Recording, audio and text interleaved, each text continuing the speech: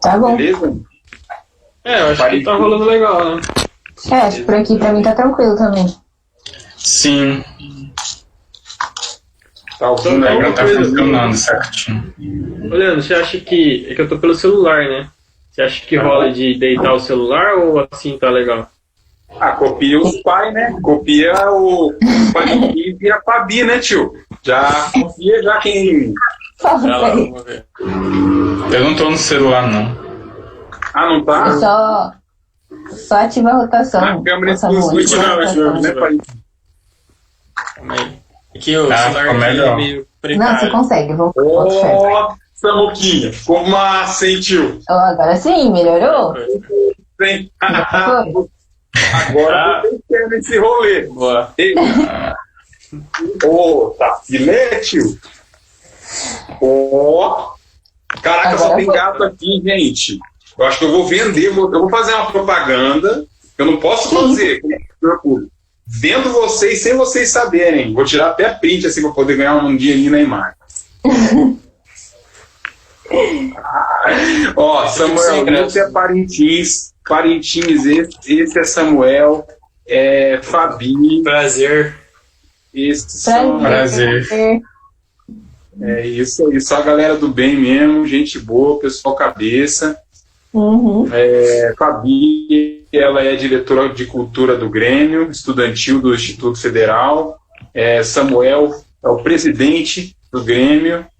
E o Parintins é o nosso professor doutor em linguística, né?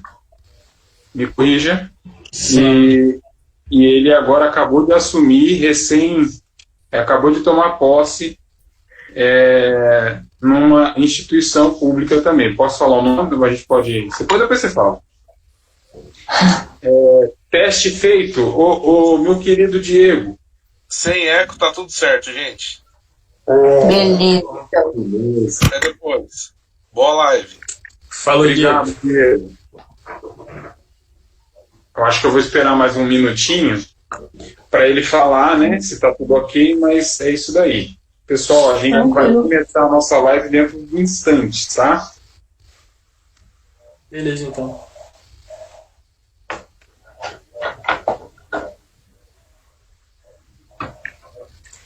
Ô Leandro, microfone a gente deixa ligado, ou quando vão falar, desliga, faz o básico, como é que rola? Olha, de boa, como é um bate-papo, eu acho que a gente podia prestar atenção um no outro, e quando um quisesse falar, dá um sinalzinho, ergue a mão, e aí a gente pode bater um papo mais dinâmico, mais flexível, sabe? Eu penso por aí. O nosso professor convidado, o Parintins, vai fazer uma fala, o que ele preparou, o que ele quiser fazer, mas a gente pode complementar, não, Parintins? Perfeito. Então, como é que vai ser o formato? Na verdade, assim, eu pensei em falar umas coisas, mas durante um tempo, né? Mas não sei como é que vocês estão pensando o formato, se depois disso ou antes disso é mais um bate-papo, ou sei lá, não sei como é que vocês fizeram ontem, como é que vocês estão pensando. Eu acho que você poderia reservar a sua fala um pouco mais contínua, aquela fala aqui para você, né, discorrer um pouco mais sem interrupção, mais para o fim, pode ser? Que aí a gente faz um bate-papo e eu tenho algumas perguntas para fazer, só para a gente servir de conversar, e é isso, é uma roda de conversa mesmo, tá? Perfeito. Samuel? Tá, então...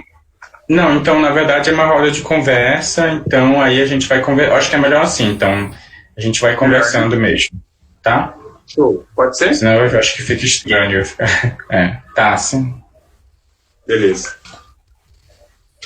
Bom, então, pessoal, depois a gente ter combinado, a gente está aquecendo as turbinas, eu espero que quem está aqui nos vendo possa ser muito bem recebido. Nós somos do Instituto Federal do Campus Campinas. Eu estou aqui com os meus convidados, com os queridos convidados dessa noite. Nós temos a Fabi, ela é aluna aqui do campus, é diretora de cultura do Grêmio, e ela vai fazer um bate-papo com a gente. Samuel, presidente do Grêmio. Os dois estão aqui como representantes da mais linda juventude do nosso estado, né, gente? Nós temos também, lindos, né? Nós temos também Parintins, Rafael Parintins.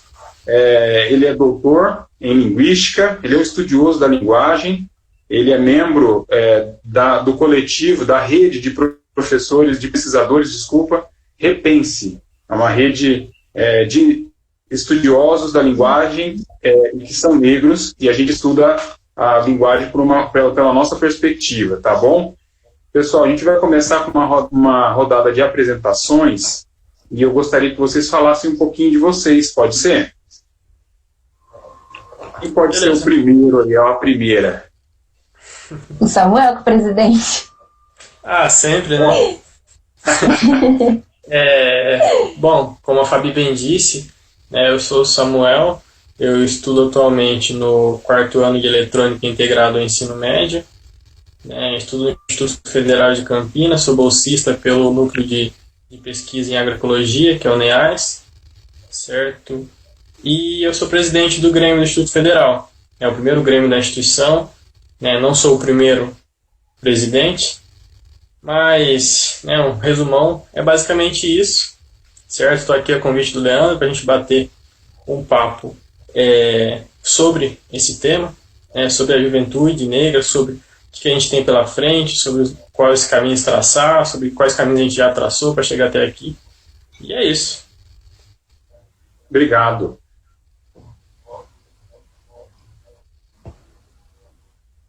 Fiquem à vontade. Eu acho que como é roda de conversa, à vontade. Eu sou a Fabiana, eu estou no 2º ano do Eletrônica Integrado ao Ensino Médio. Eu sou diretora de cultura do Grêmio, estou aqui a convite do professor Leandro também, para a gente falar sobre esse assunto que precisa, né? Que hoje em dia, infelizmente, a gente não vê comentar muito sobre isso. Agora que está começando a abrir mais essas portas para a gente falar sobre a juventude negra, para falar sobre a importância de estar ao lado dos jovens negros, né? E é isso, vamos bater um papo aqui. Legal, obrigado.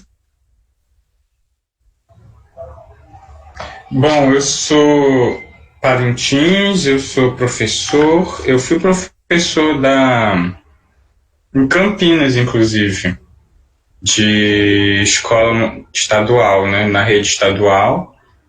Eu fui professor efetivo e eu acho que foi muito tempo. E eu dava aula na região do Campo Grande e também cheguei a dar aula também em diferentes regiões, mas principalmente no Campo Grande e na região, depois eu fui para a região de Barão Geraldo. Dei aula no centro, dei aula também, acho que é Jardim Bandeira, que é na Santos Dumont, né? Um bairro na Santos Dumont. E é isso, eu acho que é um prazer estar aqui com vocês, com a juventude, e para falar sobre a juventude, né? E é isso, eu sou professor da Universidade do Estado de Minas Gerais, recém-possado, então de ensino superior agora. Cheguei a dar algumas aulas no Rio de Janeiro, né? Mas isso foi antes da quarentena, né, da pandemia. Conheci só um pouco, né, da escola lá. Acho que é isso para começar. Legal, muito bom, obrigado. Pessoal, a gente fez aqui uma rodada de apresentações. Se você está chegando agora para assistir a nossa live, para participar, para conversar aqui junto com a gente, se quiser, deixa aí o seu comentário, para a gente depois dar uma olhada no que você falou, que é muito importante a sua participação, a sua pergunta, tá bom? Gente, Fabi, Samuel, Rafael, Parintins, meus queridos, eu vou começar perguntando aqui algumas coisas para vocês, assim, e a título de provocação para a nossa conversa, tá? A gente pode devagar, pode sair, escorregar do tema, não tem problema não, fiquem à vontade, tá? Tem agora uma questão assim que me surge, em relação ao contraste entre entre as gerações, entre as safras de jovens negros, né, e os antigos, assim, vamos colocar assim. Isso me chama muita atenção, né, o modo como nós crescemos aí. Podemos falar de safra ou não? Tá. A gente acaba crescendo de um jeito e enxergando a luta negra de um jeito, e agora tem a molecada nova e tem outra perspectiva, pelo menos eu acho que tem. E vamos lá. O que você vê, o Samuel, o Fabi, eu vou começar por vocês dois, de diferente de vocês, da rapaziada agora jovem, de vocês assim, para o pessoal da minha idade, para o pessoal assim que é mais antigo aí. O que vocês veem de diferença? Olha, Quer começar, eu Fabi? acho que... tá, tudo bem. Eu acho que a gente está numa era agora que a gente está hiperconectado, né? Vamos dizer assim. Então, com a internet, a gente tem mais acesso a várias informações sobre tudo que acontece, né? Acesso a mais livros didáticos e informações mesmo que a gente pode ter sobre coisas, por exemplo, o que é racismo, que antigamente as pessoas não conversavam muito sobre isso. Acho que o Samuel vai até concordar comigo.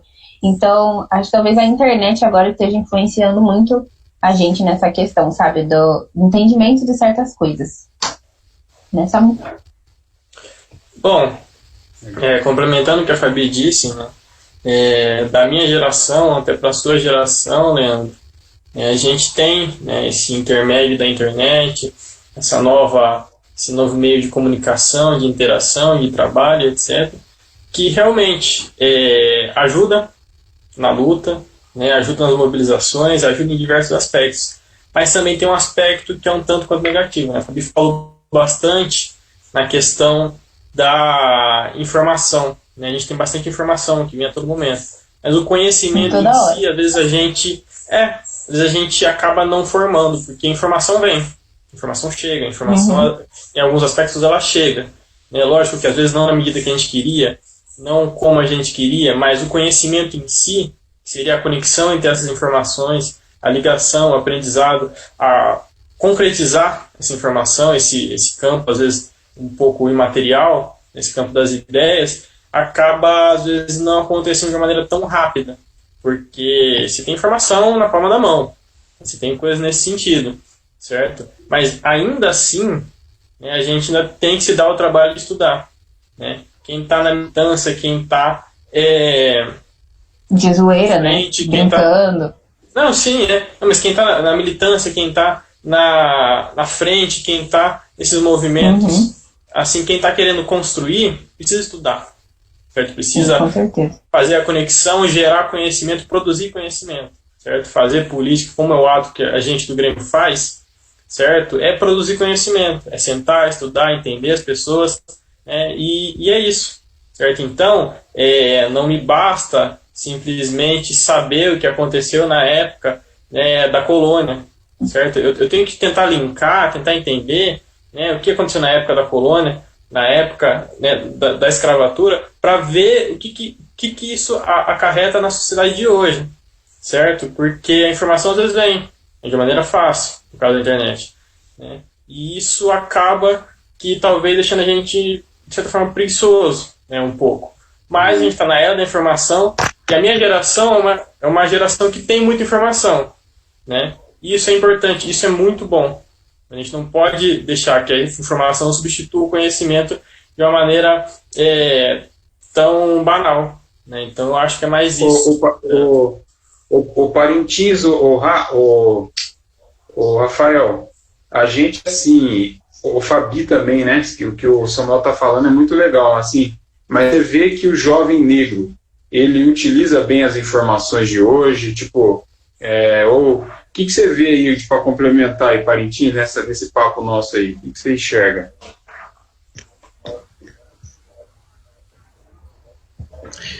Eu acho que existe... Acho que começou com uma pergunta bacana, assim. Eu acho que existe um contraste, né? Uma diferença. Talvez mais diferença do que contraste. Eu acho que gosto mais da palavra diferença, de reconhecer que há uma diferença, essa diferença pode ser vista como um contraste ou até como uma oposição, mas ou não, né? Pode ser um diálogo, né? Uma interlocução entre as gerações. Eu não só sou de uma geração diferente do Samuel e da Fabiana, como também eu sou de uma região diferente, né? Então tem diferentes juventudes, eu diria. Então a gente está falando de diferenças de juventudes entre gerações, né? Mas também eu acho que tem diferenças regionais. E mais do que isso, as diferenças individuais, né? Porque não dá para você dizer que todos... É claro, né? Que todos os indivíduos... tanto que tem... Na juventude, assim, pensando na adolescência, você tem esse negócio, mas não é só na juventude, eu acho que no geral na vida de todo mundo. Mas na juventude tem essa questão de, às vezes, a gente se identificar mais com um determinado grupo do que com outros. Então tem gente que vai se identificar ali em torno do rock, por exemplo, pessoal que vai gostar mais de rap, pessoal mais... E aí isso junta, forma grupos. Mas mesmo aí... você tem, mesmo dentro desses grupos, você tem diferentes indivíduos. Ok. Então, assim, eu diria, por exemplo, que eu sempre fui um grupo mais do... eu nunca fui dos populares, assim, né? Eu sempre fui mais quietinho e tal. Mas eu acho que era mais do grupo... Na verdade, nem era grupo naquela época. E na minha região, a gente não usava muito essa palavra nerd, né? Mas eu era mais desse grupo aí dos que eram vistos como estudiosos. E eu acho que o Samuel falou uma questão muito interessante, que é da questão da tecnologia. Porque também, comparado à época claro, né, das pessoas mais velhas, quando eu era mais jovem, a gente já tinha acesso a algumas tecnologias, algumas conversas, digamos assim, alguns assuntos que os nossos mais velhos não tinham, né? Então, acho que a tecnologia, ela vai possibilitando a gente fazer várias coisas, ter acesso à informação, e informação boa, mas ela, em si mesma, a gente precisa saber como usar, né? E eu acho que aí esse saber, né? E isso é um saber, né? Um conhecimento, como Samuel falou. Então, eu acho interessante a gente pensar a relação entre juventude e tecnologia a partir dessas diferentes formas com que a gente lida com ela, né? Às vezes são formas ruins, né? Então, por exemplo, teve uma época, por exemplo, mas eu acho que não era bem a juventude, eram mais crianças. Não sei se vocês lembram de alguns... Acho que o ano passado, né? De um aplicativo, não. Acho que era tipo um aplicativo que gerou muita polêmica porque eram enviadas mensagens para acho que crianças mesmo, e dizendo o que elas tinham que fazer. Eu não sei se vocês lembram disso. Sim. Enfim, uma relação com a tecnologia prejudicial, né? Então, eu acho que o conhecimento como construção é uma visão bacana da gente pensar. Então, por exemplo, conhecimento sobre os usos da tecnologia, né? Entra a questão do uso, né, o Parintins? E aí, a questão do uso tem uma questãozinha também de prática, uma questão de facilidade de vida, facilitar, dar poder, dar assim, alguns efeitos que a gente, por exemplo, pode ver, eu acho que nas interações na própria rede, você vê assim a galera aqui, os haters, né? Você vê nessa questão nossa de juventude negra, a gente, óbvio, a gente se encontra com o conceito de racismo, né? E a gente, como um cara assim, um pouco mais velho, que tendo referência a Fabi e Samuquinha, eu percebo assim, a gente tem eu pelo menos, tá? Eu vou falar, a gente não, eu tenho aquela sensação de assim, putz, esses caras são melhor que a gente, são mais evoluídos, tipo assim, são mais educados, não deve ter racismo entre eles, né? Nossa, esses caras são conectados, são 4.0 e o caramba, né? Mas eu pergunto, cara, tem racismo entre jovens, tá? Que na minha geração eu sei que tem. Eu vivi, e não vamos falar sobre mim, aqui é para falar sobre a juventude, né? Mas tem racismo? Ainda? Isso aí Com tem certeza, bastante. né? Tem, eu não acredito. Não, mas uma coisa, Leandro, né, que a gente tem que... Eu estava lendo, vendo palestras talvez você conheça, bem provável que você conheça, né, do Silvio Luiz de Almeida, né? Ele falando de uma maneira bem teórica, teorizando. O cara é muito bom, né? E aí ele falando sobre o que é o racismo em si, o processo da raça, etc. O racismo como um processo. E que ele vai se diversificando, ele vai se aprimorando, ele vai evoluindo, né? Você acha que o racismo ele não usa também do intermédio da internet para poder se sofisticar das coisas, dos intermédios do próprio capitalismo, do intermédio do sistema econômico? Então ele vai se aprimorando, porque ele acaba que sendo uma ferramenta econômica, de economia, né? Então ele precisa ser aprimorado, é uma tecnologia, né, de poder. Então a gente, né, lógico que essa questão, voltando à questão geracional, a gente acaba, né, vendo o que só linkando, acho que quando Isaac Newton foi questionado sobre as fórmulas dele, sobre o conhecimento dele, ele só falou que ele subiu nas costas de gigantes, né, que já estava tudo pronto, né, que as coisas que ele fez praticamente, né, já haviam teorizado e tal, ele só simplesmente juntou. A gente, enquanto juventude, percebe que os gigantes que vieram antes da gente, que ainda estão vivos, né? Caso muita gente ainda está aí, entendeu? Então a gente só sobe nas costas de gigantes, entendeu?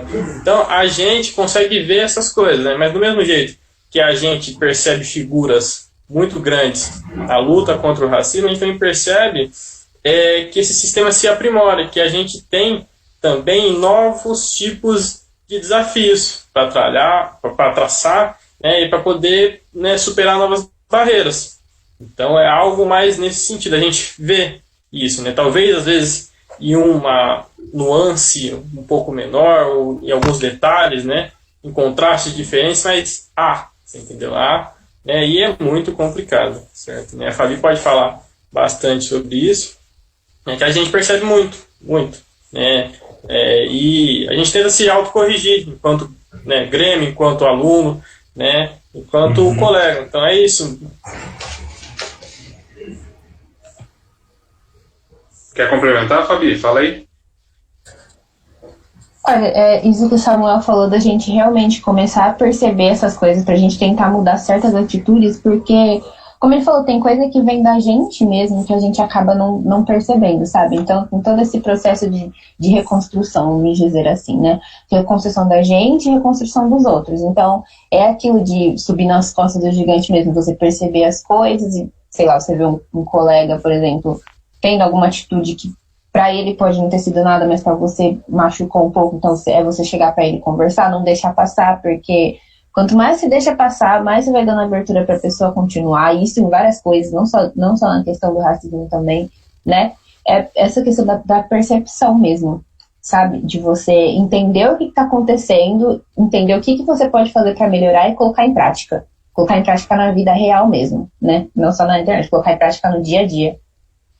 Parece que a gente voltou a falar da questão da produção de conhecimento, né? Que uma coisa é você receber informação, ter acesso à informação, e outra coisa é você produzir conhecimento. E conhecimento uma forma de tecnologia também, né? Uma tecnologia não palpável, né? Que a gente consegue facilitar a nossa vida, consegue pegar poder, né? Aplicar poder e por aí vai.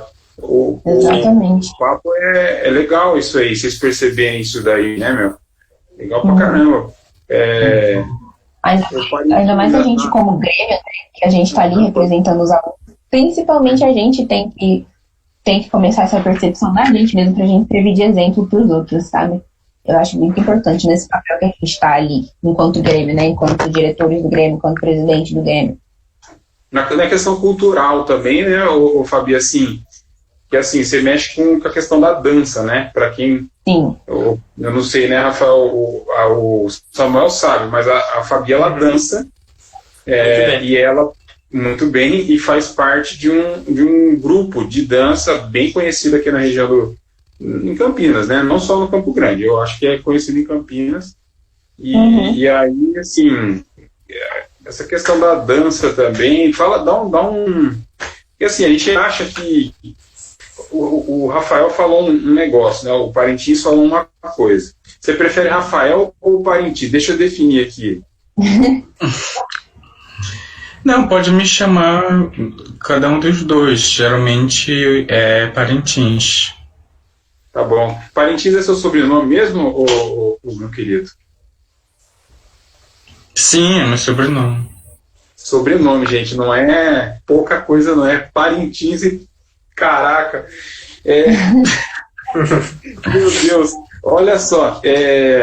Cara, tipo assim, eu não sei essa questão da dança aí, me remete à questão assim, do que a Fabi mexe, ela mexe com um tipo de atividade que, para nós, homens, mulheres, negras, negros, a gente às vezes cai na questão do estereótipo, que eu vi o Parintins falando sobre ele, na juventude dele, ser um jovem nerd. Eu também. Acho que professor, então.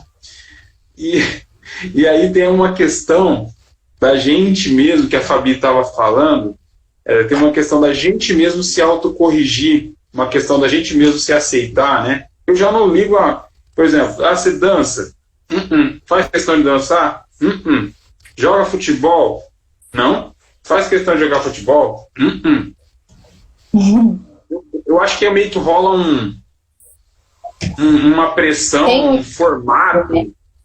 Tem um estereótipo. Pagode? Exato. Tipo, era isso que eu ia falar.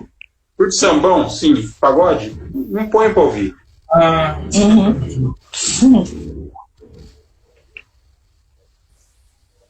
Quer comentar isso, Fabi?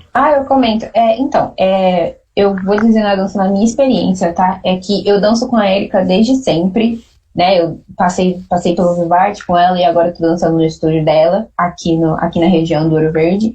E eu acho engraçado porque a minha primeira influência que eu tive, assim, forte mesmo, com a negritude, com perceber minhas raízes, com entender o que eu gostava de verdade, né? Foi dançando com a Erika, né? Que eu dancei um tempo no grupo Filhos da Terra, que hoje em dia, infelizmente, a gente não tá trabalhando mais, mas era um grupo composto só por jovens negros, né? Todos nós éramos adolescentes.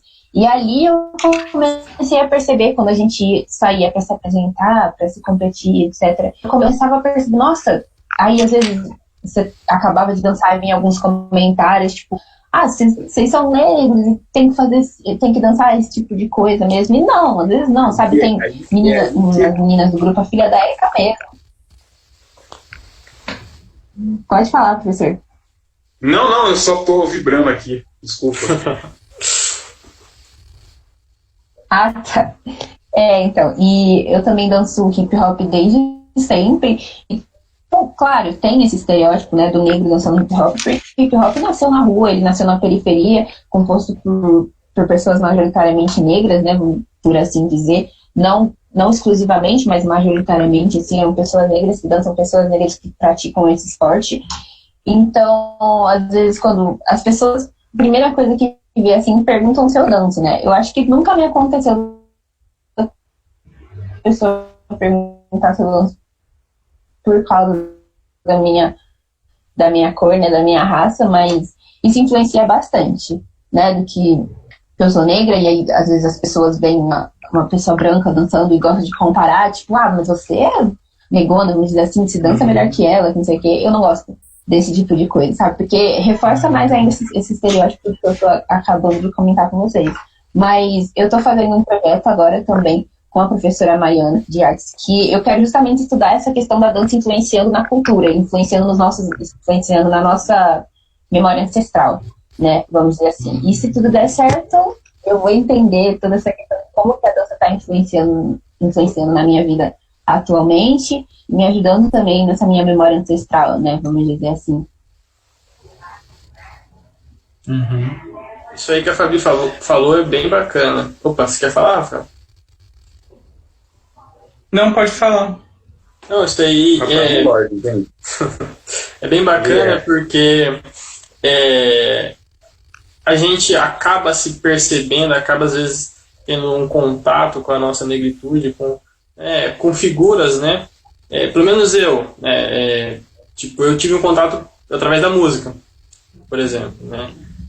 As artes no contexto geral ajudam bastante a gente nisso, né? A gente acabar percebendo e às vezes acabar até tendo certas armas e certas ferramentas para poder lidar com essa situação, né? Porque a gente acaba pensando assim, pô, isso aí que eu estou escutando na música eu já passei, né?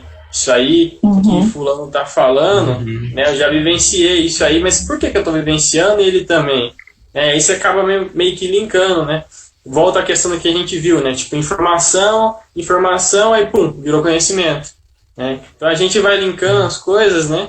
E aí cai, né, um trecho de uma letra da música do Emicida que ele fala, né? Que ele fala que os meus livros foram discos, né? Eu acho muito tocante essa parte, porque ele fala, né, que o conhecimento, essa parte, né, de interação, de integração, né, e de se apropriar do que é nosso por direito, que é o conhecimento, né, que às vezes não chega de uma maneira fácil, né, que a gente não consegue ter. E aí da minha parte foi por intermédio da música, né? Então acho que as artes influenciam bastante a gente nisso, né? Eu sempre digo isso. Pode estar, né? Que é um lugar onde o negro ele é aceito assim de bandeja, dança, música, esporte, futebol e tal, né? Aí a gente, Parintins, você queria falar? Não, eu ia dizer, eu acho que na verdade hoje eu estava pensando, né, para essa live, e eu estava pensando justamente isso, que falar de juventude é falar de construção coletiva de cultura, né? Eu acho e cultura em diferentes sentidos, porque eu acho que a gente está acostumado com a ideia de cultura como sendo o que é uma pessoa que tem cultura, né? O que é uma pessoa culta, né? Culta significa que tem cultura. É aquela pessoa, na verdade, que teve as pessoas entendem geralmente como alguém que teve um acesso, né, a determinadas informações, a determinados conhecimentos, que então são conhecimentos que não é todo mundo que tem acesso. Então, é essa forma de pensar que geralmente a gente tem. Mas se a gente começa a pensar a cultura como isso que a gente está discutindo, como construção de conhecimento e de experiências coletivas, principalmente coletivas, né? Porque mesmo o individual, ele é coletivo também, como nós estamos conversando, né? O Samuel falou, né? Citando Newton, né? Que sobre ombros de gigantes, né? Quer dizer, sobre o coletivo, então, aqueles que vieram antes, etc.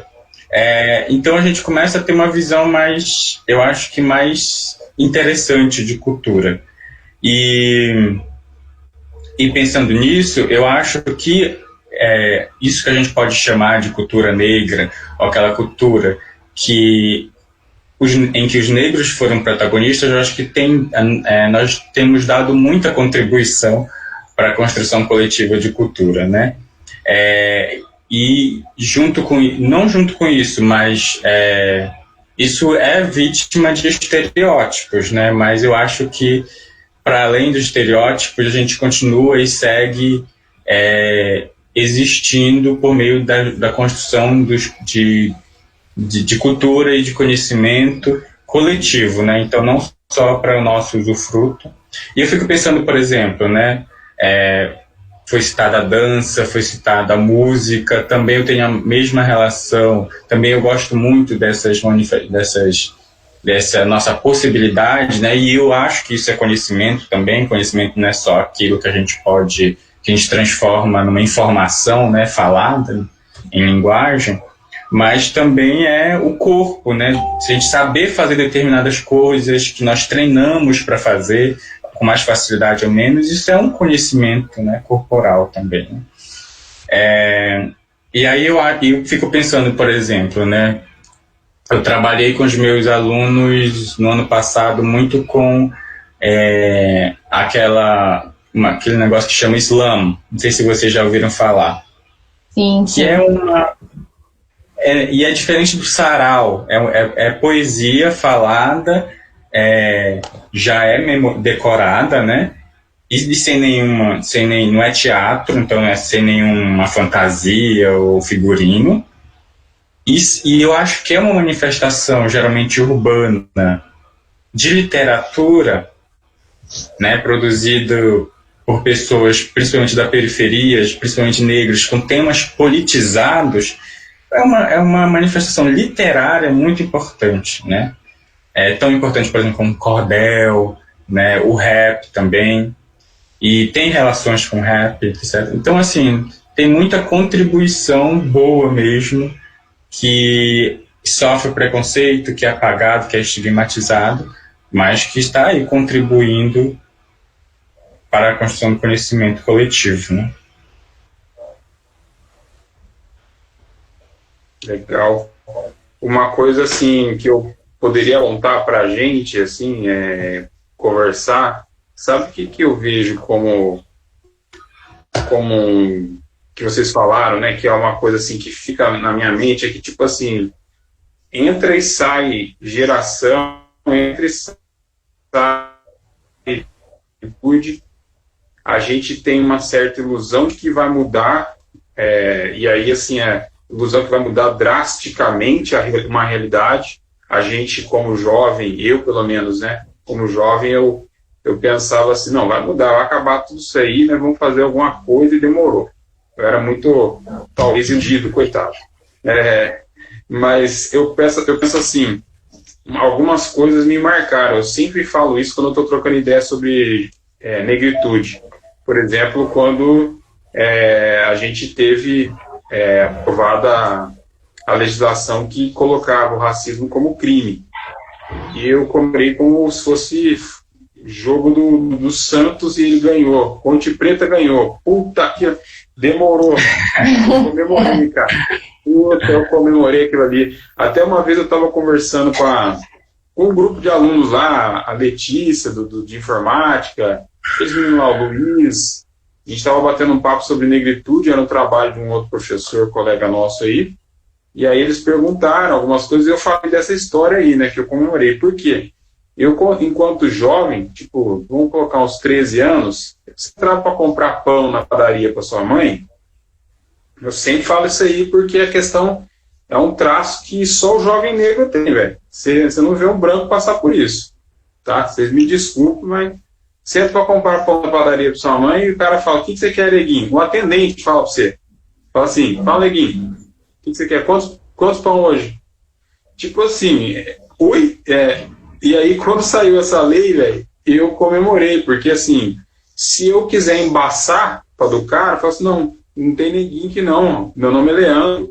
Se eu quiser embaçar com ele quando jovem, 15 anos, 16 anos, eu poderia. E antes não tinha, né? Então, assim, o que você vê, Samuel, Fabi, o que você vê que vocês podem... que vocês não... Vocês estão na juventude, né, gente? Mas o que vocês vê, eu acho que poderia ser um negócio assim para vocês comemorar. Assim, falar assim, não, isso aqui é foda pra caramba, desculpa o palavrão. Não, bom, tá certo que a gente está num governo, né, que a gente consegue, é difícil às vezes a gente ver, ter um pouco de esperança, mas é importante manter a esperança viva, né, no sentido de que isso aí foi, acho que no primeiro governo Lula, se eu não me engano, né, que houve uma obrigatoriedade de ensinar como é que chama? A cultura a história de matriz africana, né, toda a história, né, isso aí foi obrigatório, né, isso aí foi obrigatório. Isso para mim, né, no sentido de que, tipo, eu venho de uma escola pública que faltava muito professor, tipo, não tinha certos professores e tal, né, e aí eu percebi, por exemplo, que naquela escola pública, e ainda era uma das melhores, né, no caso de Campinas, certo? Mesmo faltando professores e etc., né, que não tinha tanto essa proximidade, você não sabia direito essas coisas. Algum professor ou outro tentava traçar, tentava falar um pouco, né, e a gente ficava no escuro, a gente não entendia direito. Eu cheguei no IFE, e aí eu vi certas pessoas falando sobre, professores falando sobre. Eu fiquei, tá, mas por que isso foi me negado por muito tempo? Por que isso, né? E mesmo sendo obrigatório, você entendeu? Né? Então a gente tem, lógico, foi uma puta de uma conquista, né? Mas a gente ainda tem que cobrar isso, tem que se fiscalizar isso, entendeu? Tem que, né? É complicado, né? Curricularizar isso, né? Tem que entrar no planejamento, né, bicho? Você e a questão também... não deixa mentir. Se não pôr no planejamento, nós não vamos cumprir, mano. Isso. Né? E a questão também é o que, Leandro? Não porque o que eles falam, né, que muita gente acha, né, partindo de um senso comum, que a história do negro, né, começa depois da escravidão, começa depois, né, do sequestro, que foi um sequestro, né, começa depois do genocídio, né, começa depois disso. Mas não, teve história antes. Lógico que muito disso foi perdido, óbvio. Mas foi interrompida, né? Exato. Foi interrompido de uma maneira absurda, muito abrupta. Mas tem muita gente que ainda estuda, né, como a Fabi bem disse, essa interrupção. Estuda o antes, certo? Então, o que deve ser ensinado é isso. Que a gente não aprende, né, a formação da sociedade europeia, né, a gente não aprende tudo isso na escola. Por que a gente não aprende a formação das sociedades africanas, né, que mais influenciaram aqui na construção do Brasil? Porque, como o Rafael disse, né, a formação de cultura é muito importante, né, e não é somente o cara culto, né, porque se associa ao cara culto o cara que é erudito, né, o cara da música clássica, o cara da academia e etc. Mas não, cultura é tudo que eu pratico, é um monte de ações, costumes, certo? E coisas que vêm da minha ancestralidade, né, que a gente está falando agora, que eu pratico, você entendeu? Então, aprender sobre essa cultura é essencial, certo? Então, eu acho que foi uma conquista gigantesca, né, que a gente teve, né, tornar isso curricularmente obrigatório, né, mas como toda conquista a gente tem que fiscalizar, né, tem que olhar sempre atento para isso, né, e se possível, né, se você vê alguém tipo, pisando na bola, fala assim, por que você não faz um link com tal coisa aqui, te apresento tal tema, sugerir às vezes para uma pessoa, às vezes alguém que está te dando aula nesse sentido. Sim. Porque às vezes não sabe, bicho. Ou não quer, ou não tem vantagem em buscar. Tem um negócio sobre o currículo, desculpa te cortar, Samuel, mas é tipo assim, essa questão de você pegar e falar, não, vamos ensinar a história do negro na escola. Eu lembrei que de algumas coisas, eu vou jogar na roda, Parintins, Fabi, chega o rei aí. Que é assim, às vezes você tá lá dando aula sobre a história do negro na escola e tal. Eu lembro que quando eu era moleque, na escola ensino fundamental, cara, eu ficava com muita vergonha de ser negro. Muita vergonha. Porque eu era o único negro. Eu estudava na escola central, era a escola central ali, né? Era uma escola da prefeitura também, mas era central. Só por ser central, eu já encontrava poucos de mim. E só por ser central, eu já era tipo chacoteado e sofria racismo forte, assim. Porque tem diferença entre bullying, entre preconceito e racismo. Tem diferença, que a galera mistura, faz um caldeirão do caramba. Eu não tô aqui para falar nessa live qual a diferença de cada um deles, não vou entrar nesse mérito, mas tipo assim, você ouviu o Samuquinha falando, uma parada que me veio aqui. Eu acho que tem também, não é só assim, não, vamos ensinar sobre a história e tal do negro, da população negra ou das sociedades negras que influenciaram tal. Tem métodos, né? A gente não tem métodos para apresentar para os nossos alunos esse tipo de história. Porque de qualquer jeito, né? De qualquer jeito. Do lugar de onde eu vim, mano, você falar a história do negro com um negro só na sala, acabou, velho. Você tá dando arma pra... Assim, essa é uma parada assim que eu falo, caraca, imagina. Toda vez que tinha, Semana da Consciência Negra, ou o dia do tal, cara, eu era mais zoado do que qualquer coisa. Então, o que você acha disso, Fabi? Fala aí, velho.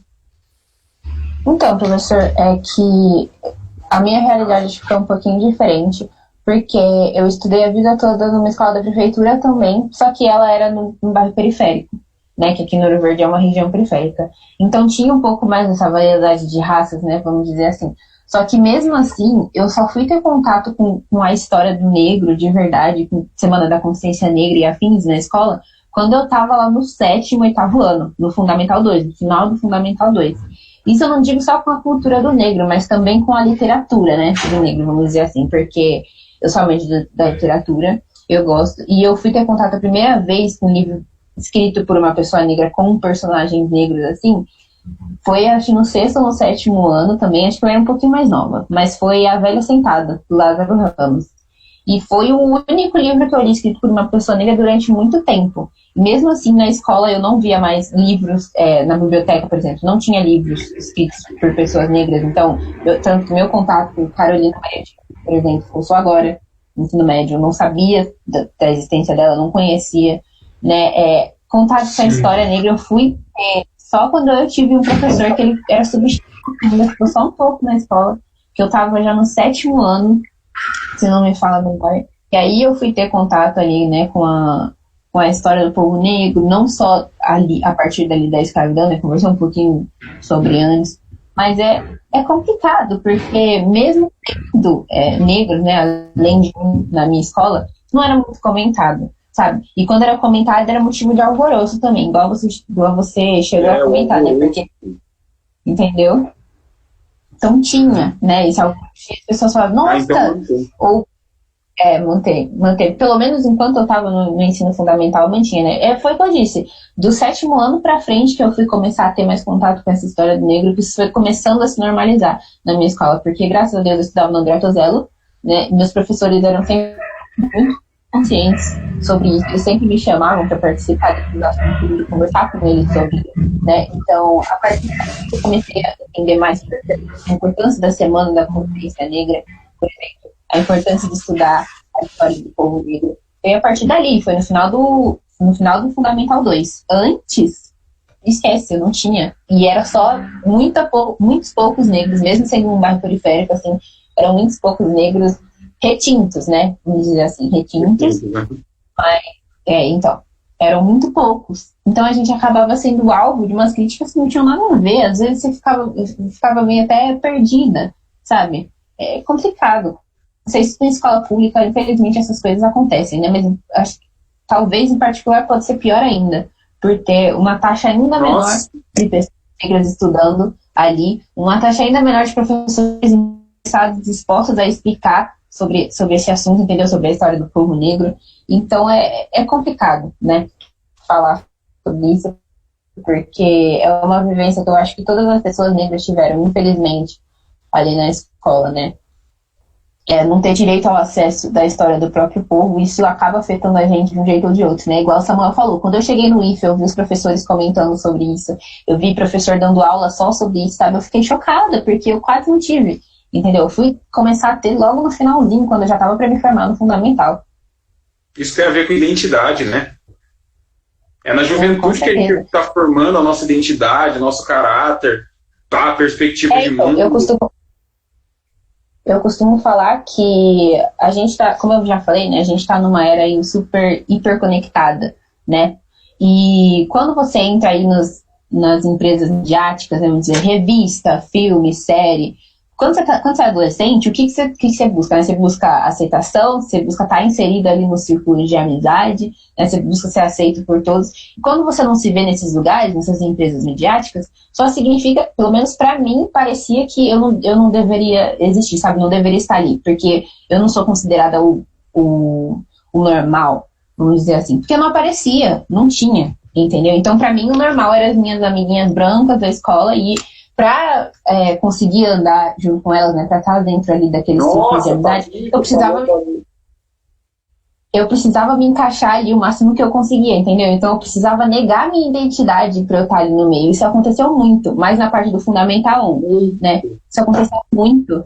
E era preocupante, porque isso acabou afetando muito, não só na minha saúde mental, mas na minha saúde física também, né, da aceitação ali do corpo, sabe? Principalmente como mulher negra, como uma jovem negra, né, adolescente negra. Isso me machuca bastante. Cara, parece que você tem que barganhar o tempo inteiro pela amizade. Por atenção. Porque todo ser humano precisa de amizade. Você fala assim, tem gente que pode falar assim, mas vocês são muito carentes. Não sei o que. Essa filha da égua. Vive sem amigo, então, seu não pode falar arrombado, não, né? Não pode falar arrombado. Tá louco! Eu vou falar pra você. Você se vê ali no estado implorando a atenção das pessoas por um lugar que você já devia estar inserido automaticamente, sabe? Que devia ser uma coisa normal. E eu tô dando graças a Deus que isso tá começando a mudar agora, né? Mas é isso, eu acho, porque a gente tem que começar a mudar isso desde agora mesmo, porque senão vai continuar, isso vai continuar acontecendo e as crianças e adolescentes negros vão continuar sofrendo cada vez mais com isso vai ficar constante e a gente não vai conseguir mexer nisso mais, né, daqui pra frente. Gente, o pai desculpa. É isso que eu ia falar. Não, peraí, que eu ia falar. Tá. É que você falou do método, né, Leandro? Eu acho que a questão do método, e na verdade também, às vezes nem com o método errado tem essa discussão, no sentido de que continua sendo que também os professores não têm formação, né? Por mais que se faça vários cursos. Então, assim, ainda está sendo um desafio, né? Essa inserção no currículo, embora seja obrigatório.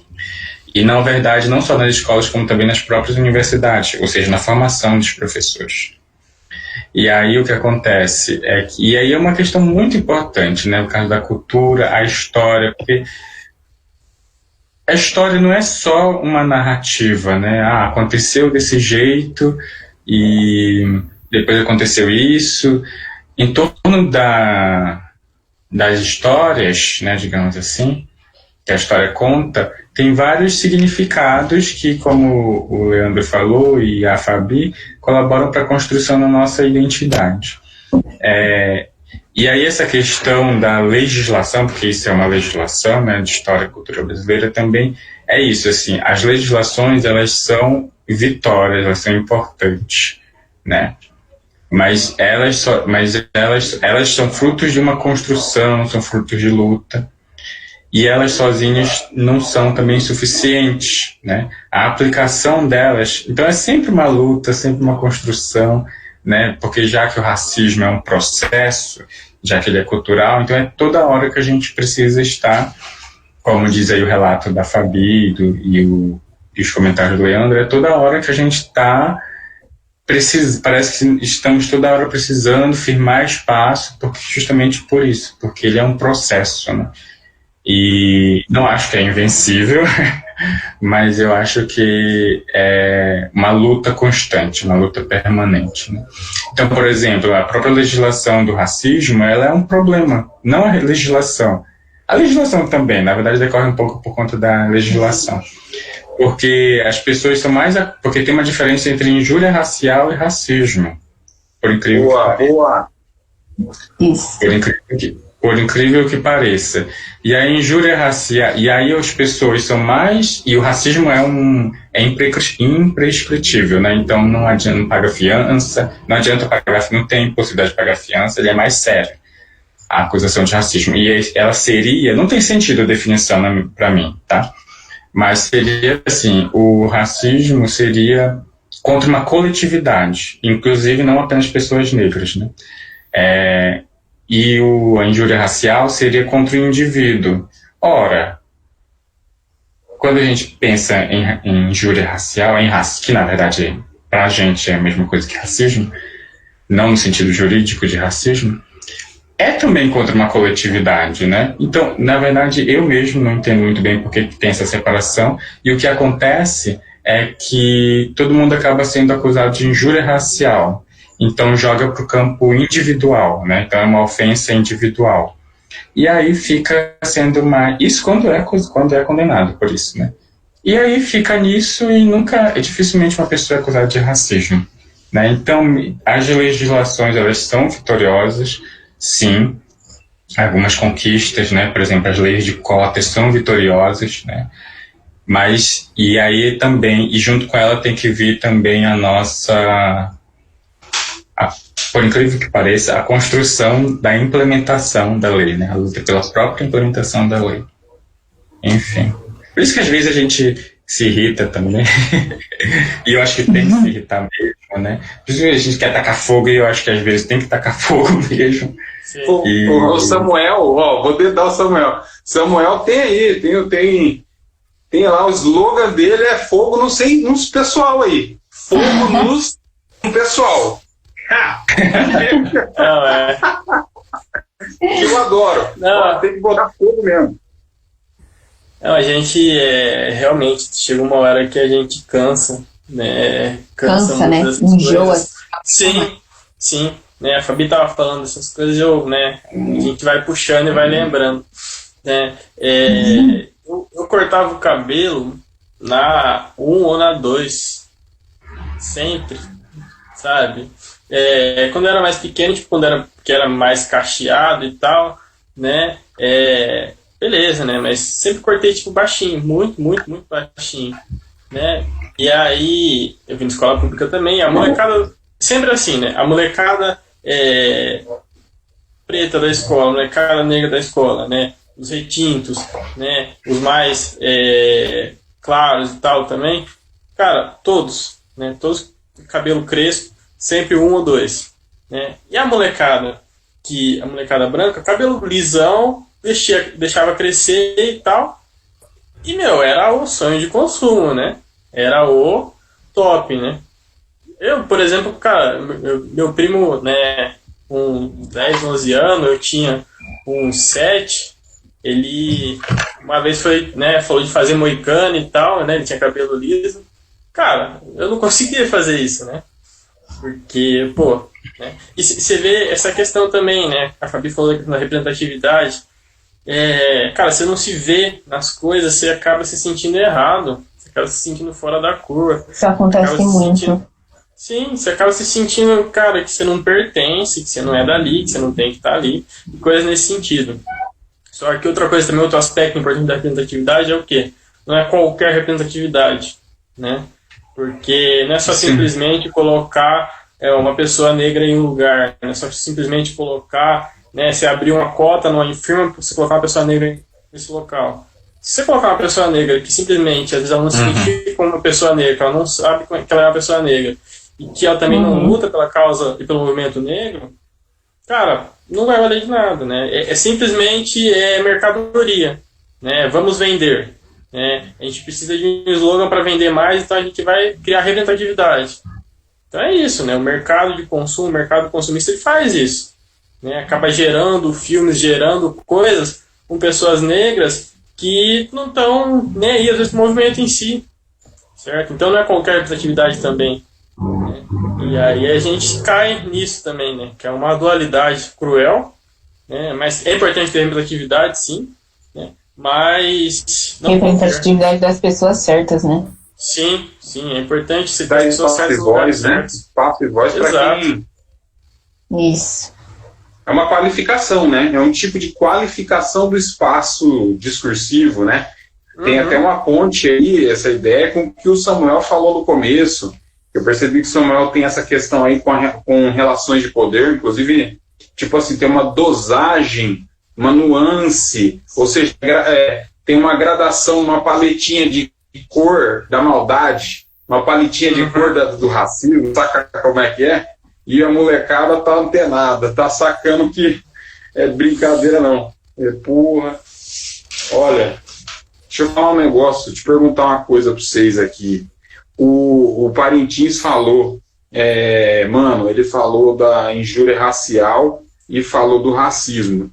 O Parintins, explica a questão, o que é injúria racial e o que é racismo, mais uma vez, só porque esse vídeo vai ficar gravado no site da escola aí, no Facebook da escola, e é legal, cara. Tá, bom, também quem estiver assistindo, se eu estiver falando besteira, né, não tem problema, depois eu vejo, comenta aí e eu aprendo. Não, assim, o que eu sei, né, que eu não sou estudante de direito, essas coisas, né, eu estudo um pouco racismo, né, e, enfim, não, a injúria racial, ela seria quando é comprovado, né, mas quando se levanta indícios de que foi uma ofensa, que é a noção de injúria, né? Foi uma ofensa individual, né? Acho que é bem isso, uma ofensa, né? Um xingamento, etc. Um xingamento principalmente. E já o racismo na verdade estaria mais ligado à discriminação, por exemplo, barra a entrada em determinados espaços, mas principalmente seria essa identificação com uma coletividade. Então, por exemplo, eu te barro num espaço não porque é você, né, como indivíduo, mas porque você pertence a uma coletividade. Então, ou porque você pertence à coletividade negra, ou porque você pertence a uma coletividade, por exemplo, judeus, ou os idosos, ou pessoas com deficiência. E aí, inclusive, essa legislação abriu espaço para a criminalização da homofobia, né? Que é, então, o reconhecimento de uma coletividade, né? Das pessoas LGBTQIA+, por exemplo. Então, essa seria a diferença. Mas, na verdade, a gente sabe, na prática, essa diferença ela é apenas jurídica. Inclusive, eu não sei como eles resolvem isso, porque eu não consigo separar o individual do coletivo, né? Se você é ofendido individualmente quanto pessoa negra, todo um coletivo também que está sendo atacado, né? Violentado, etc. Quando você é discriminado, é uma questão individual, é coletiva, mas também é individual, né? Tem impactos subjetivos, inclusive, etc. Então, vou aproveitar também para fazer para vocês três o convite para uma próxima live que vai ter com o professor de Direito, professor Jadilson. Ele é negro. O Samuel sabe o que eu estou tentando fazer. Eu acho que também está bem claro o que eu estou tentando fazer, né, Samuquinha? Trazer convidados negros, pega o Parintins aí, o cara da rede, do coletivo negro, beleza? De Repense, eu trago ele, trago um outro convidado, a gente vai falando, vai conversando, vai dialogando mais sobre isso no nosso campus. Por exemplo, o professor Jadilson, ele é da área do direito, ele já deixou a agenda dele mais ou menos acertada para agosto ele vir falar com a gente. Viu, Samuel? Seria bom, velho. Convite na lata. Se também fala não e demorou. Seria bom você ver outros alunos negros para dar voz, sim, porque eu sei que a gente é plural. A gente dá espaço na boa e recebe. Se você for contrário a mim ou eu for contrário a você, a gente vai trocar ideia e vai ser de boa. Então, vê aí no Grêmio, vê aí com os alunos, outros alunos negros, vamos fazer mais rodadas para a gente dar uma marcada no espaço, que eu acho também que é uma questão muito, muito nossa, né, que a gente precisa fazer. Sim, a gente consegue fazer essa ponte. Jadilson.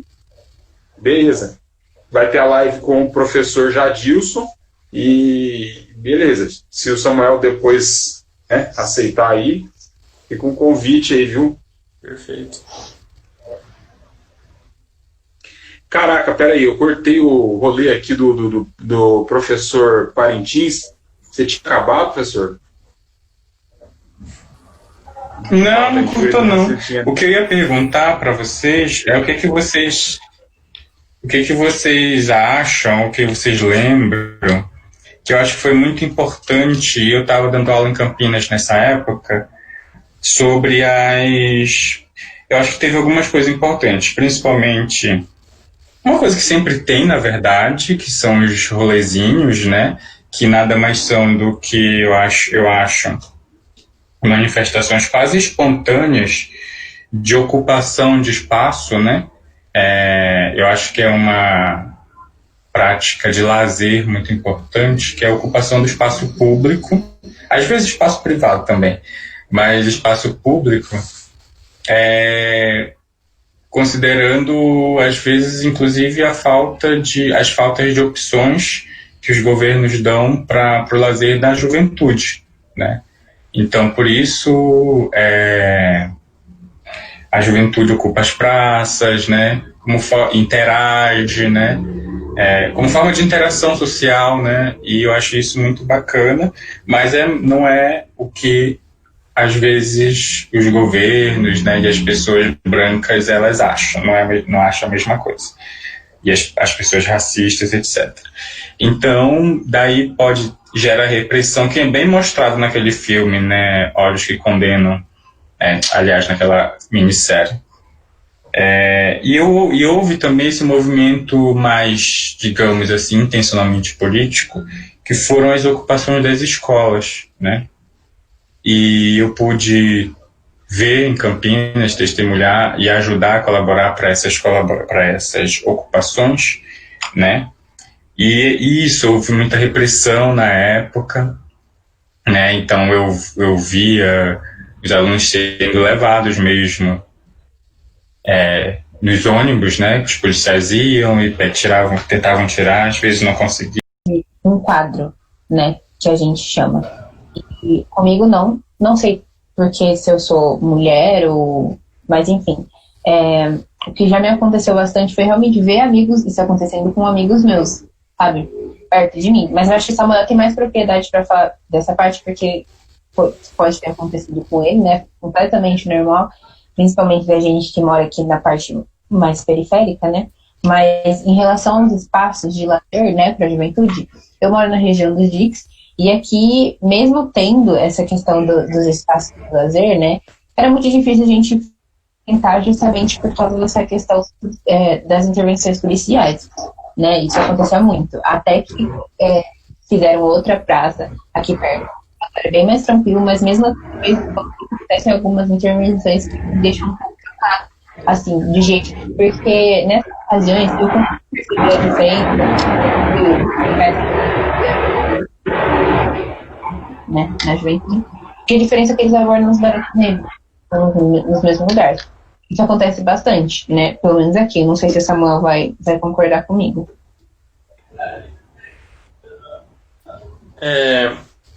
Bom, respondendo a primeira pergunta que o Rafael fez,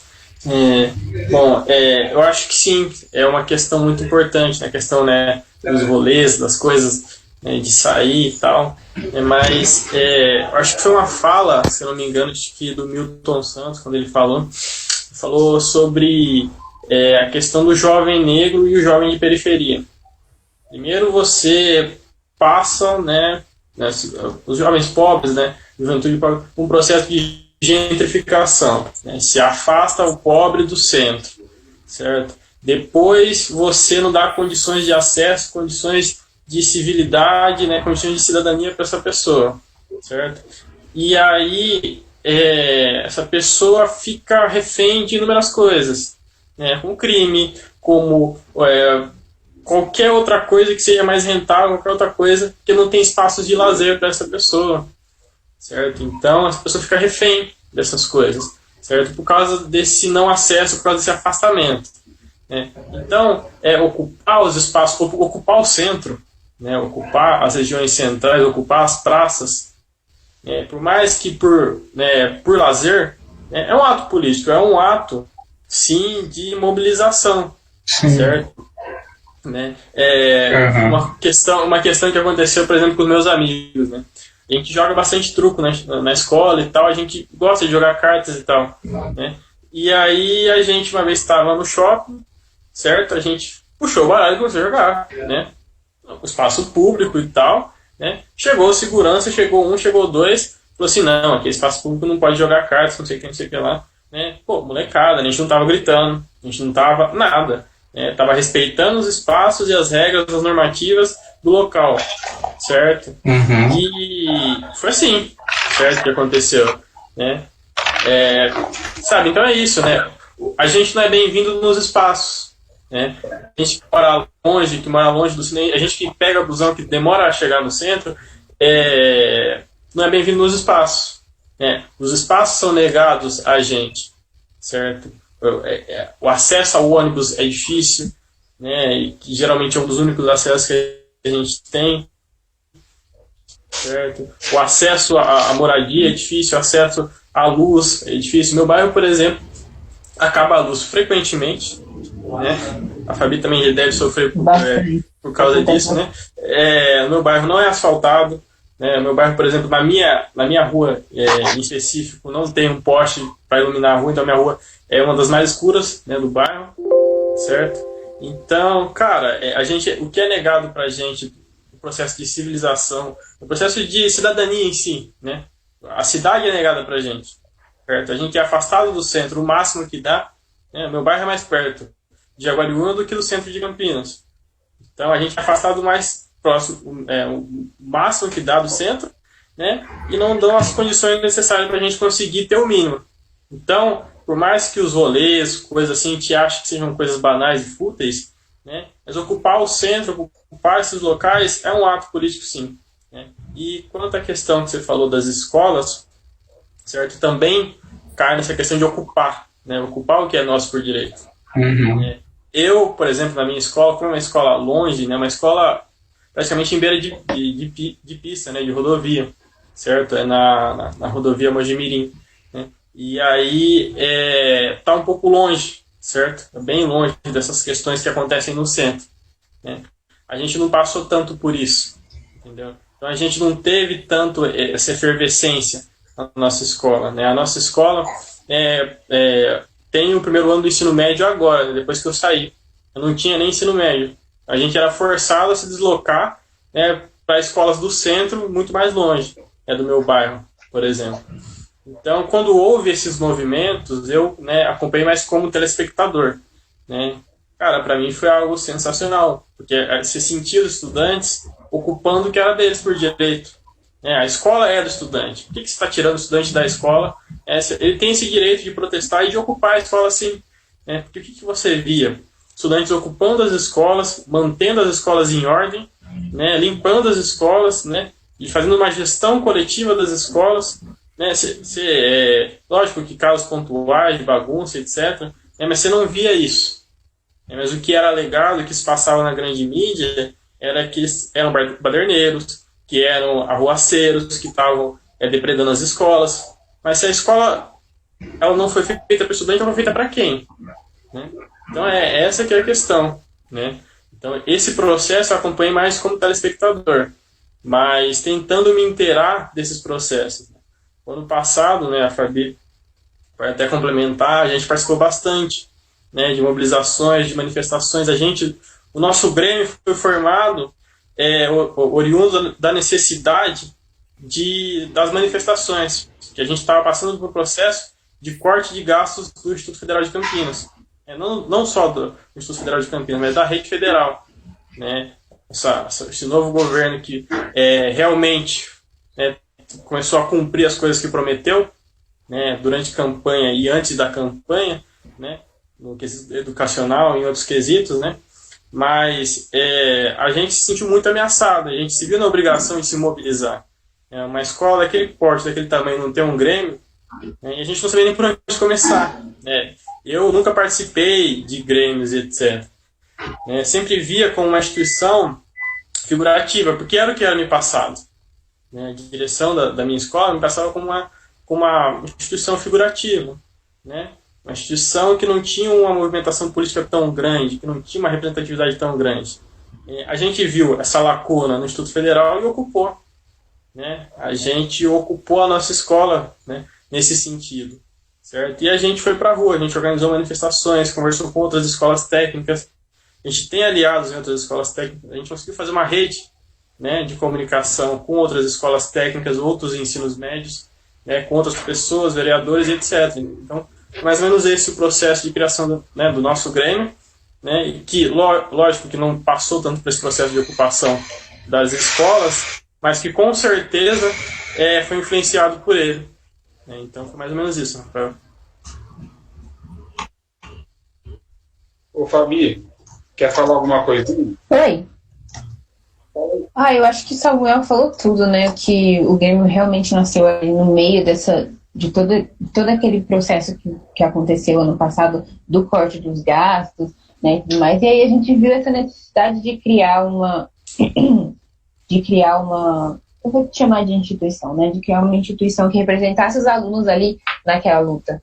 Entende? A gente precisava de uma instituição que desse voz aos alunos, que a gente não dependesse só do corpo docente, sabe? E aí, quando a gente começou a frequentar essas manifestações, que a gente viu que estava começando a dar certo, todo mundo da escola começou a ficar meio tipo, caraca, olha o que a gente consegue fazer, sabe? A gente conseguiu causar uma perturbação ali, né? Vamos dizer assim. E aí, Samuel falou tudo aí. Aproveitando também, né? Deixa eu aproveitar aqui para fazer que eu faça aquelas perguntas ali provocativas para a gente poder dar uma discorrida no assunto. Tanto aí para Parintins, para a gente ir encerrando também, vai acabar provocando, não vai acabar tranquilo não, acabar cutucando. Cara, assim, vamos lá, vamos tentar, porque quando a gente fala sobre racismo, fala sobre juventude negra, a gente está falando de para onde vamos, né? Então eu vou pegar o gancho na conversa do Samuel e falar assim, beleza, ocupou a escola, um ato político. Você sabe que tem gente que não concorda, né? Beleza, tem professor que não concorda, tem aluno que não concorda, tem uma galera que não concorda, beleza? E a gente, quando a gente fala para convencer. A gente, se não fosse para convencer, a gente nem falava. Então, assim, você fala para quem quando você diz, por exemplo, que a escola que uma ocupação de alunos faz uma gestão coletiva, vai limpando, vai fazendo tal coisa, fica ali organizando aquele espaço, e você fala para quem, gente, qual que seria o foco aí? Para quem que a gente está falando? Pergunto isso porque, vamos lá, eu estou pensando nos contrários, tá? Você pega assim, quem não concorda, por exemplo, com uma ocupação de escola, certo? Quem não concorda, ele vai poder entrar na escola também, ele sendo aluno, que é uma das abordagens, eu vou falar o nome porque é público, tá? É uma das abordagens, por exemplo, do Movimento Brasil Livre, do MBL, por exemplo, da vida, que ia em ocupações com a câmera assim, e fala, e aí, eu sou aluno também, quero entrar, e aí, você deixa entrar? E se vocês verem um desse aí? O argumento permanece o mesmo, Samuel? Tô cutucando. Bom, ótimo a sua provocação. Mas permanece o mesmo sim, porque se a gente for parar para analisar, por exemplo, esses movimentos, o movimento do MBL, tal, eles nascem junto com essa prerrogativa das fake news também. Cara, é fácil uma pessoa filmar e editar e pegar os trechos mais os trechos mais impactantes. Você entendeu? E falar assim, olha, é isso que está acontecendo, mas não. Você tem, por exemplo, eu trabalho com o movimento de agricultores rurais, que com certeza envolve MST e tal. Você conhece o trabalho da Érica, sabe que a Érica é uma pessoa séria.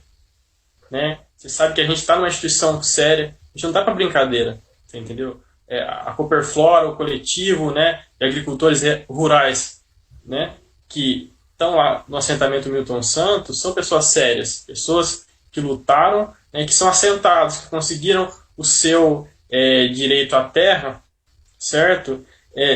Por intermédio da ocupação de uma propriedade onerosa, de uma propriedade que não cumpria a sua função social, que descumpria o Estatuto das Cidades, que descumpria a sua função social. Então, a gente tem que realmente acompanhar o cotidiano dessas pessoas, o cotidiano da luta, certo? Porque se você simplesmente... No caso, assim, também, pensando assim, tem que acompanhar o cotidiano, estou dando uma ajeitada, você pode renegar. Mas, assim, seria bom, antes de falar, acompanhar o cotidiano dos alunos de escola pública, periféricos, que estão ali ocupando, entender, dar ouvido para fugir do estereótipo, fugir do fácil. O que é o fácil? Simplesmente criticar. O que fazem com movimentos rurais que ocupam terra e etc. né, simplesmente criticam. Certo? Demonizam, né? Demonizam e difamam, e, né? É isso que fazem, você entendeu? Mas eles não conseguem enxergar, muitas pessoas não conseguem enxergar, o que tem por trás disso. São outras pessoas buscando ter uma terra, uma casa, né, buscando plantar. Né? Plantar, colher e conseguir produzir seu alimento orgânico, etc. Né? E é isso também quando se trata de estudantes e de manifestações em si. Certo? Manifestações que aconteciam no centro de Campinas e tal, né, em relação à reforma da Previdência que aconteceu, em relação aos cortes de gastos do Instituto Federal e dentre outras, né, que chamavam de baderneiros e etc., todas as pessoas que estavam lá, cara, era o que mais acontecia, mas né, muitas pessoas simplesmente não acompanhavam, né, e é fácil fazer isso, é fácil, porque para a pessoa realmente sair da sua casa para ir no centro da cidade manifestar, teve um processo, teve um incômodo, você entendeu? Para o cara sair da sua, do lugar onde ele estava, do barraco onde ele estava, e ocupar uma outra, um terreno oneroso, um terreno que não cumpria a sua função social, teve um processo também. Certo? Cara, com certeza vai ter gente assistindo, perguntando assim, falando assim, ó, peraí, mas o terreno, tô fazendo Parintins, Fabi, pode falar aí, porque a gente tá meio que encerrando também, a gente encerra meio que por aqui, assim, ó. A questão da juventude, a gente vê que é uma questão de ação, né? Geralmente tem ações envolvidas. E o que a gente tem visto nos últimos meses, nos últimos anos, eu pelo menos, é a minha leitura, tá, gente? Minha humilde interpretação aí. O que eu tenho visto é que, tipo assim, tem a juventude que vai para a rua, ocupa, faz aquela movimentação, né, mais ou menos como o Samuca tá desenhando, mas também tem uma galera que está devolvendo de volta, assim, vindo também na mesma, quase que na mesma intensidade, na minha opinião, até mais. Porque é o que está no poder. E aí, assim, saber, porque assim, essa galera que pensa assim, fala, o terreno tem dono, ou não. A escola não, ela é pública.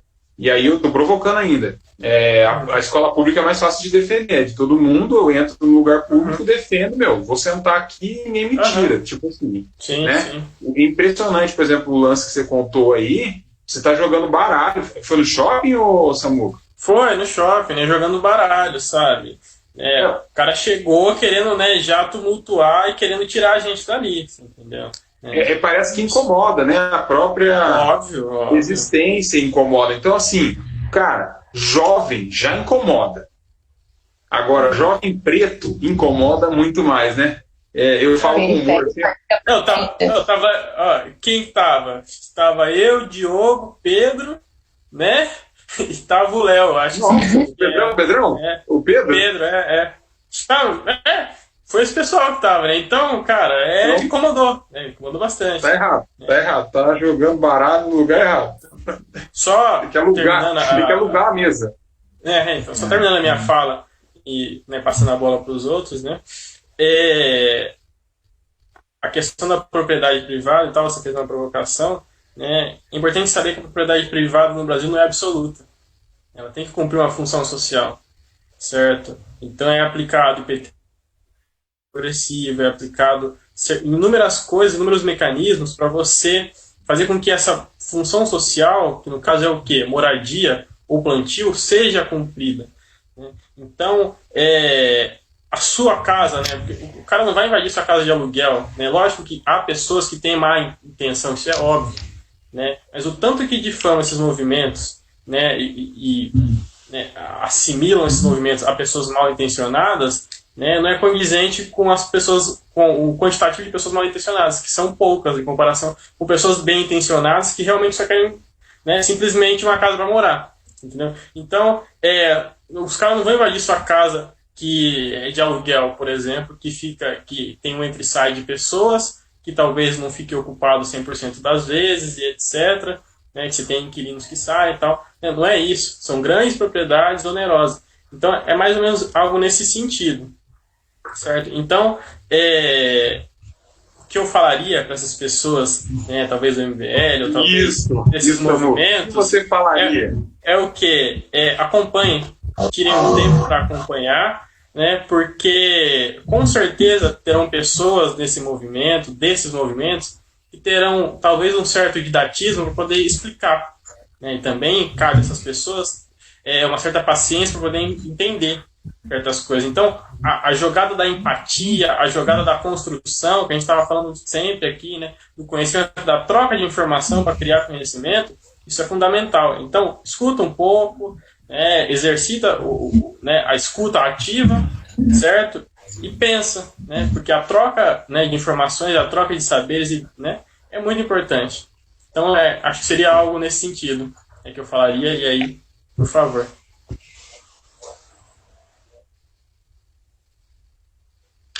Parintins. Quer falar, Fabi?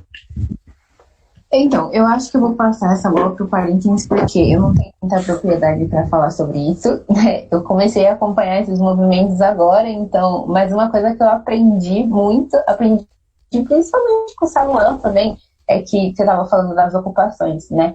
Que a gente não consegue nada se a gente não lutar por elas. Então, foi isso que ele falou, você tem que estar ali presente, você tem que começar a acompanhar, tem que aprender a ouvir, porque é isso que ele falou da troca de conhecimento, troca de informações, né? Gera conhecimento, que era o que a gente estava falando no começo da live, entendeu? Então, eu acho que essas coisas estão bem ligadas também, né? Mas aí, como eu disse, essa questão eu vou passar para o Rafael, porque eu não tenho muita propriedade para falar, tá? Mas o Samuel tirou as palavras da minha boca. Se eu tivesse conhecimento, com certeza eu falaria tudo o que ele disse, assim, porque... Tem bastante conhecimento, Fábio. Sim, então. Não, acho que vocês falaram muito bem, acho que é isso mesmo. Mas pensando assim na pergunta do Leandro, eu não sei, sinceramente, eu não ficaria muitas conversas com pessoas assim, não. Porque eu acho que, sei lá, eu acho que depende dos contextos, assim, pensando em... Muito legítimo. Pensando numa ocupação, a conversa não é tanto com pessoas que já têm ideias que não querem mudar. Então, acho que tudo bem, você tem pessoas que estão abertas ao diálogo, como nós estamos abertos ao diálogo, e nós já acumulamos nós temos uma história muito grande do movimento negro e a gente acumulou conhecimento sobre isso, então, assim, a gente tem que ser muito grato aos que lutaram antes, né? Porque, às vezes, quando a gente vê uma informação, uma discussão na internet ou numa conversa, é todo um fruto de uma construção coletiva histórica, né? Desse conhecimento, né? Político e etc. E aí, então, a gente é baseado nisso, né? Agora, vai ter pessoas que vão reproduzir muitas coisas e não estão abertos para o diálogo, porque embora nós tenhamos nossas convicções, né, e tenha muita discussão em torno dessas convicções entre nós mesmos, nós estamos abertos, aliás, tem discussão justamente porque nós estamos também abertos, alguns já não totalmente abertos, porque a gente tem as nossas convicções. Mas por isso que em relação a pessoas que, por exemplo, sei lá, o Leandro citou esse movimento conservador, liberal, etc., eu acho que não tem muita conversa. Eu acho que seria proibido entrar se a gente identifica, né, como sendo um inimigo, alguém que não vai colar com a gente, não vai estar junto com a gente. Eu acho que realmente não tem conversa. Agora, e também porque não é... Agora tem aquelas pessoas que estão abertas ao diálogo, com quem acho que a gente tem realmente que conversar e, na verdade, são nossos pares de construção, né? De uma outra sociedade, né? Uma sociedade se não vai... Depende das convicções de cada um. Se é uma sociedade em que tem menos racismo, ou que não tenha racismo, ou opressões, etc. Então, Eu acho que o diálogo e a construção coletiva é sempre bem-vinda, mas eu acho também que existe a estratégia de confrontos também, que eu acho que é importante a gente ter na nossa história e é importante manter.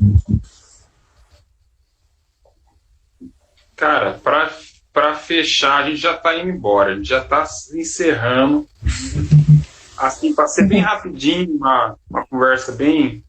Um coletivo de comentários bem rapidinho, sem querer também ficar cortando o tempo, mas você sabe que o pessoal acaba que entra, sai, às vezes não vai ter paciência para assistir o vídeo inteiro, então a gente vamos gerenciar também essa questão do tempo, assim. Te pergunto, cara, juventude, né, no Brasil, juventude preta no Brasil, né, o que a gente tem pela frente? O que vocês enxergam pela frente, tanto de luta, quanto de dificuldade, quanto de vantagens, conquistas, o que a gente está sonhando? O que vocês três veem em relação a isso?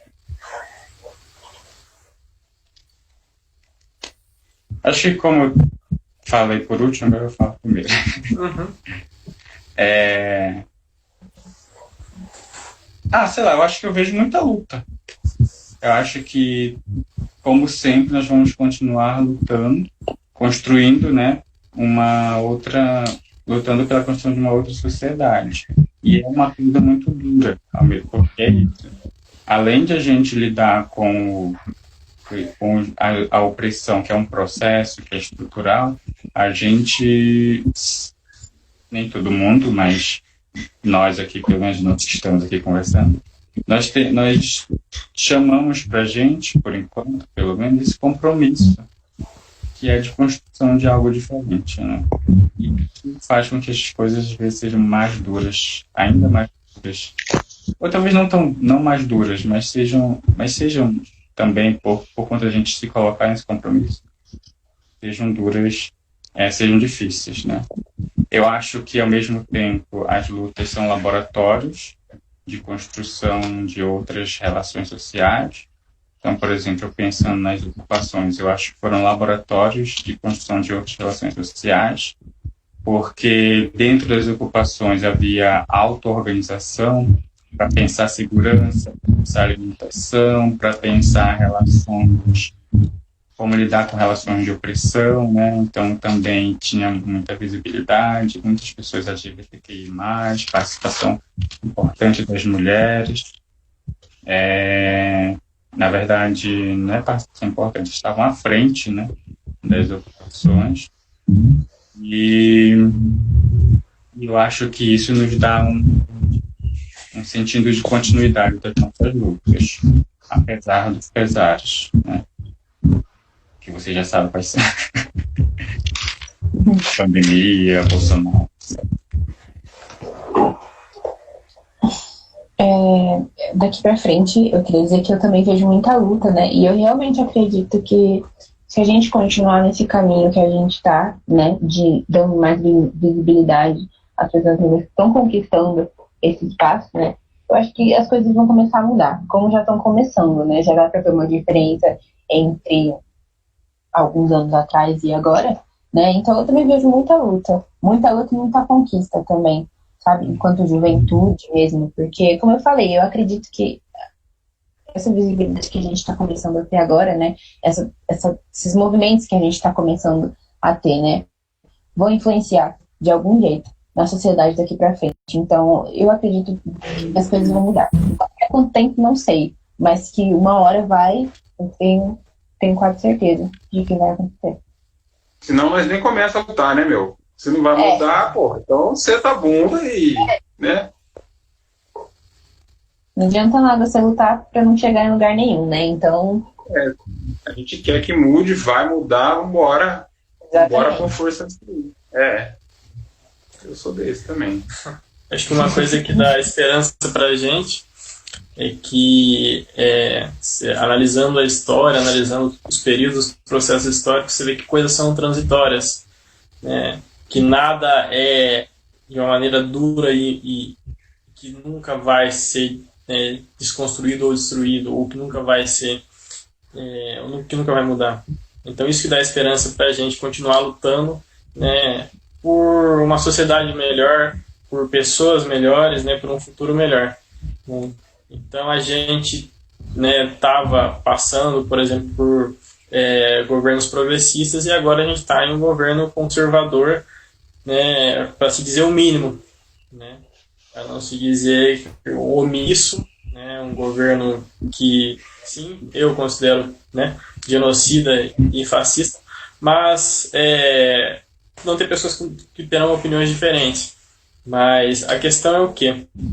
A gente passa por ciclos, por períodos de transição, então é importante se atentar aos ciclos, se atentar às transições e realmente esquematizar a luta, realmente botar no papel a luta e pensar a luta.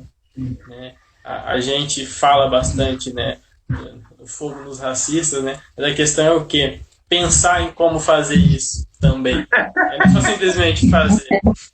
Então a gente tem que passar por um processo de pensar essas coisas, sentar, pensar, dialogar e construir. Né?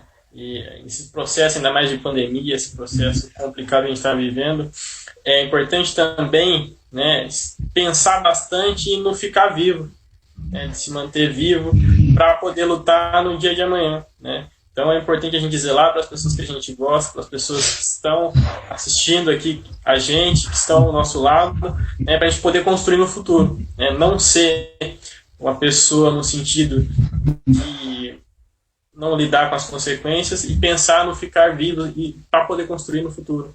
Talvez para poder desfrutar das nossas conquistas. Como você bem disse, né? Então, para poder desfrutar dessas coisas.